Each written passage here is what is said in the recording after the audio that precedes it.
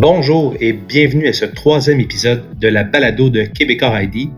Mon nom est Jean-Sébastien Prénovo, directeur de Québecor ID, et aujourd'hui, nous discutons du guichet, qui est la solution d'achat publicitaire local libre-service de Québecor. Et nous en discutons avec Sophie Roy, qui est la fondatrice de Outbox, une entreprise en e-commerce de services de solutions de déjeuner, qui a eu la chance d'essayer le guichet avant le lancement officiel. Donc, pour débuter l'entrevue, je vais demander à Sophie peut-être de te présenter pour nos auditeurs et de me parler de ton entreprise et également peut-être des enjeux que tu as en tant qu'entrepreneur à effectuer tes opérations marketing de façon efficace. Tout à fait. Salut Jean-Sébastien, c'était un plaisir d'être ici. Donc, nous, chez Outbox, on est une entreprise qui confectionne de façon artisanale des produits pour le déjeuner et on les vend en ligne à nos clients au Québec, mais aussi partout au Canada. On utilise des produits qui sont pour la plupart locaux et bio, comme de l'avoine biologique canadienne. On a lancé l'entreprise en 2014 sous la forme d'un abonnement à des granolas dont les saveurs changent à tous les mois. Puis depuis, le concept a évolué un petit peu pour introduire d'autres produits, d'autres manières de se procurer notre produit. Mais en tant que compagnie qui vend de la nourriture en ligne, le web, c'est vraiment notre vitrine. Donc, c'est notre seule façon de faire voir notre produit, puis que les personnes puissent ensuite décider de faire une conversion. Donc, un de nos challenges, dans le fond, c'est justement notre enjeu, c'est de ne pas être en magasin et de pas avoir les clients qui sont là, qui peuvent tâter le produit ou le voir avant de l'acheter. Donc, le web, c'est notre vitrine. Ben, pour nous, notre enjeu, c'est de décider où on investit nos dollars marketing pour s'assurer que notre produit est vu et ensuite que les personnes puissent faire une conversion en ligne. Super, super. Écoute, c'est sûr que le commerce en ligne, en plus avec ce qui vient de se passer de façon assez intense internationalement avec le coronavirus, a eu un impact, j'imagine, majeur sur comment vos opérations se déroulent, puis aussi comment que les gens changent leur comportement pour les achats en ligne. Mais parle-moi, tu sais, un peu concrètement des moyens que vous utilisez pour faire connaître vos produits, puisque votre vitrine est principalement en ligne. Puis comment vous faites pour générer des ventes autour de ça? Alors, on a misé beaucoup, nous, sur les réseaux sociaux, où est-ce qu'on implique beaucoup notre communauté. En ce moment, sur Instagram, on a environ 35 000 abonnés, puis 41 000 personnes qui nous suivent, sinon sur Facebook. Donc, c'est sûr qu'on essaie de tenir notre communauté informée des nouveaux produits, des nouvelles saveurs. On envoie aussi beaucoup de courriels, donc on fait du marketing par courriel aussi à notre base de données pour stimuler les ventes. Puis sinon, on fait aussi beaucoup de belles collaborations, que ce soit avec d'autres marques ou des personnalités québécoises aussi. Mais sinon, on fait évidemment de la publicité. De la publicité sur nos réseaux sociaux, donc sur Facebook, de la publicité sur Instagram, mais aussi sur des bannières sur différents sites web. Donc, c'est vraiment la manière, le web qu'on a décidé pour faire notre publicité. Dans le fond, étant une petite PME, une start-up, dans le fond, on n'a pas les budgets qu'une grosse compagnie a pour faire des campagnes de publicité de masse, que ça soit sur la télévision, la radio ou dans des magazines. Ces canaux-là qui sont plus traditionnels permettent une visibilité qui est immense au niveau de la province, mais sont très dispendieux. Donc, on doit en fait choisir nos canaux pour mieux segmenter en fait notre audience puis les cibler. Super, ben, tu sais, en fait, ce que je comprends, c'est que principalement, vos stratégies de contenu de réseaux sociaux sont au cœur de votre stratégie. Vous avez également des moyens publicitaires relativement limités parce que tu viens d'exprimer, les médias traditionnels étant moins accessibles. Puis en ce qui concerne les médias numériques, tu me dis, faire de la publicité sur les réseaux sociaux, etc. Peux-tu m'expliquer pourquoi ces outils-là ont été choisis spécifiquement? Comment est-ce que vous avez accédé à ces outils-là? Pourquoi est-ce que c'est les outils que vous avez? Est-ce qu'il y a d'autres alternatives que vous avez présentement que vous ne considérez pas ou est-ce qu'il n'y a simplement pas d'autres alternatives? Ben, tout d'abord, notre audience et puis nos clients sont surtout une clientèle féminine entre 25, disons, et puis 45 ans. Donc, c'est sûr que le choix des médias sociaux, qui est un médium qui est très consommé par cette démographie-là, c'était quelque chose qui est intéressant pour nous puisqu'on peut aller leur parler directement. Puis, ensuite, sinon, comme toute PME qui commence, ces réseaux sociaux-là sont gratuits, donc ça nous permettait de promouvoir notre produit sans investir des dollars marketing derrière. Donc, c'est pour ça qu'on a commencé sur les réseaux sociaux. C'était, comme on dit, très grassroots au début. Ah, tout à fait. Puis, mais en termes de médias payants, puis une fois que vous avez construit votre base, puis là, vous vous dites, bon, ben maintenant, il faut qu'on n'a pas le choix. Là, les algorithmes des réseaux sociaux changent pour défavoriser notre présence organique. On se doit d'investir pour pouvoir rejoindre notre cible. Tu sais, je comprends que vous avez assurément continué d'investir dans de l'énergie sur Facebook, puis mettre des dollars sonnant et trébuchant. Mais est-ce qu'il y a d'autres opportunités externes à ça qui sont considérées ou qu'il n'y en a juste pas présentement? Non, c'est très difficile quand on est juste en ligne de pouvoir rejoindre la clientèle. Donc, c'était en ce moment les seuls moyens qu'on nous voyait. Ouais. Je comprends. Tu sais, présentement, on a une grande initiative là, au niveau de l'achat local, tu sais, bon, qui est très, très, très encouragée. On a vu des mouvements, je pense au niveau de la province, tout le monde en parle pour justement, qui a été, je pense, catalysé par le fait qu'on n'était pas maître nous-mêmes de nos équipements médicaux, ce qui causait des énormes problèmes à nos hôpitaux, pas de masques, pas d'outils suffisants pour protéger nos gardiens de la santé. Là. Donc, suite à ça, ben là, un encouragement massif pour aider les PME locales qui étaient fermées, etc.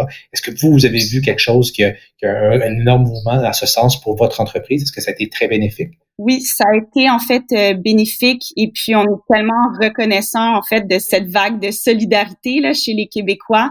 Pour Hautebox, en tant qu'entreprise dans l'alimentaire, on était un service essentiel, donc on a pu garder nos portes ouvertes.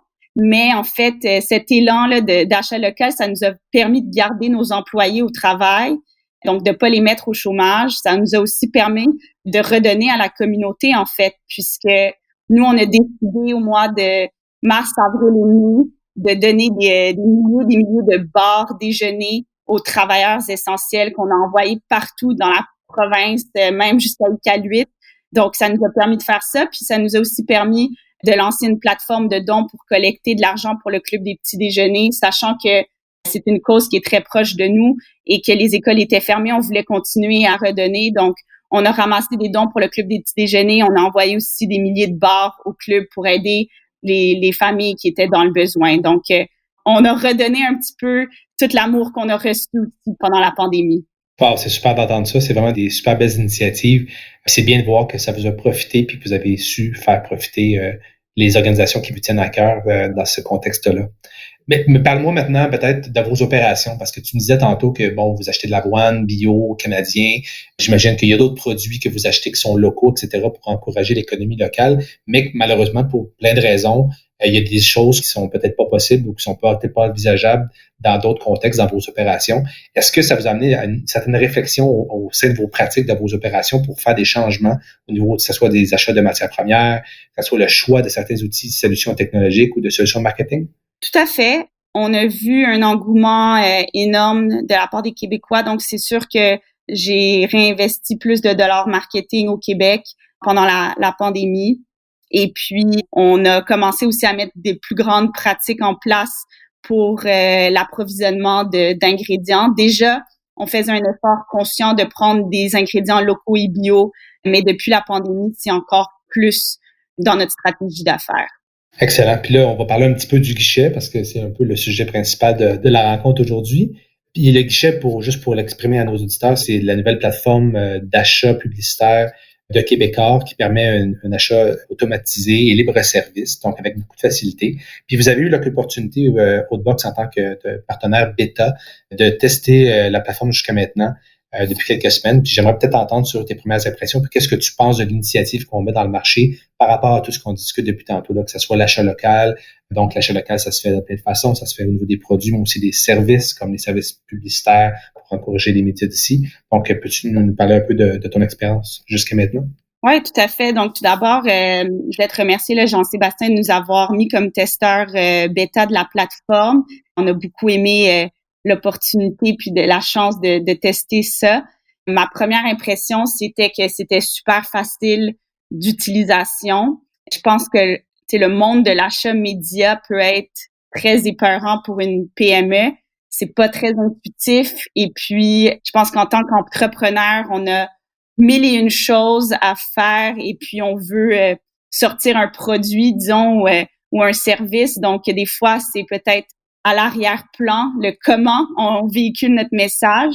Mais oui, donc c'était super facile d'utilisation. Ça nous a permis de choisir notre audience, notre géographie, le budget qu'on voulait mettre derrière avec un tableau de bord assez facile à comprendre. je pense que ça démocratise un peu l'achat de bannières en ligne, je pourrais dire. Et ça nous permet aussi d'avoir accès à un réseau là, qui est québécois, donc de promouvoir nos produits aux Québécois, mais un réseau aussi qui est de renom avec une audience qui rejoint, je pense, tous les Québécois et qui sont prêts aussi à faire des achats. Donc, c'est notre expérience qu'on teste depuis 2 semaines avec vous sur le guichet. Excellent, merci de ton témoignage. C'est bien d'entendre ces beaux commentaires-là. C'est sûr que, tu sais, j'aimerais t'entendre aussi sur c'était quoi ton opinion avant de potentiellement travailler avec une entreprise comme la nôtre pour faire de l'achat publicitaire numérique ou même voir un de nos compétiteurs, que ce soit, on ne le nommera pas, mais que ce soit des compétiteurs premium dans le marché qu'on connaît tous. Ça aurait été quoi ton principal frein ou ça aurait été quoi tes attentes par rapport à ce genre de relation d'affaires-là que tu aurais pu avoir? Je pense qu'un des freins, c'est de dire, bon, avec combien de fournisseurs est-ce que je vais devoir gérer? Est-ce que ça va être compliqué? Est-ce que je vais être capable de suivre mon budget si j'investis sur plusieurs plateformes différentes?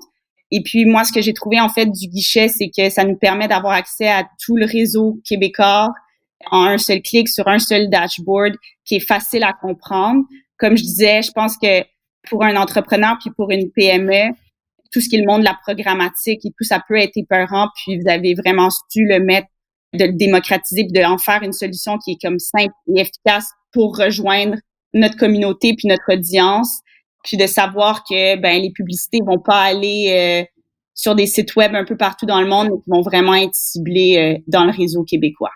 Super, super. Puis, tu sais, je sais qu'il est un petit peu tôt parce que, bon, tu l'as mentionné, ça fait seulement peut-être 2 semaines que vous avez commencé à tester la plateforme. Puis bon, les résultats commencent à rentrer. Je présume que comme toute bonne chose, comme tout bon entrepreneur, vous allez analyser les résultats d'ici quelques semaines pour bien mieux comprendre l'impact que ça a sur vos ventes en ligne, puis l'impact que ça a sur votre notoriété, etc. Mais considérant tout ça dans l'avenir, est-ce que maintenant que tu en as la possibilité, est-ce que c'est quelque chose que vous pensez d'intégrer dans vos pratiques quotidiennes, l'utilisation du guichet et de continuer de penser de l'utiliser de façon pérenne? Tout à fait. On le teste, c'est ça, depuis à peine 2 semaines. Toutefois, on voit des coûts par clic qui sont assez bas, surtout sur certaines audiences qui nous laissent croire là, qu'on aura de très bons résultats. On va laisser le temps faire les choses aussi, mais tout à fait, le guichet, c'est une solution qu'on va pouvoir intégrer. On dit souvent que le Québec, c'est une société distincte. Donc, ce réseau-là, ça nous permet là, vraiment de cibler les Québécois qui sont chez Outbox, la grande majorité de nos consommateurs. Et puis, je suis très à l'aise de pouvoir utiliser cet outil-là avec mon équipe à l'interne sans devoir faire affaire, disons, avec une agence ou un partenaire externe. Excellent. Écoute, je te laisserai peut-être juste le mot de la fin. On a plus ou moins fait le tour de tout ça. C'est vraiment très, très le fun de t'avoir entendu témoigner des avantages que tu vois à la plateforme. Aussi, je pense, de témoigner de la facilité avec laquelle l'outil est utilisable. Puis bon, on s'entend pour le bénéfice de nos auditeurs, la plateforme est dans un début, elle va être appelée à évoluer, donc il y a beaucoup de choses qui vont s'en venir dans l'avenir pour permettre plus de possibilités encore. Mais malgré tout, je crois qu'on a un produit qui est super le fun au départ. Donc, merci beaucoup de t'être prêté au jeu, d'avoir la discussion avec moi ce matin. Puis, bon succès dans vos opérations chez Outbox. Puis, on espère que vous allez servir plein de déjeuners encore, que ce soit en les vendant en ligne ou en les offrant au Club des petits déjeuners du Québec. Merci beaucoup, Jean-Sébastien. C'était un plaisir de parler avec toi.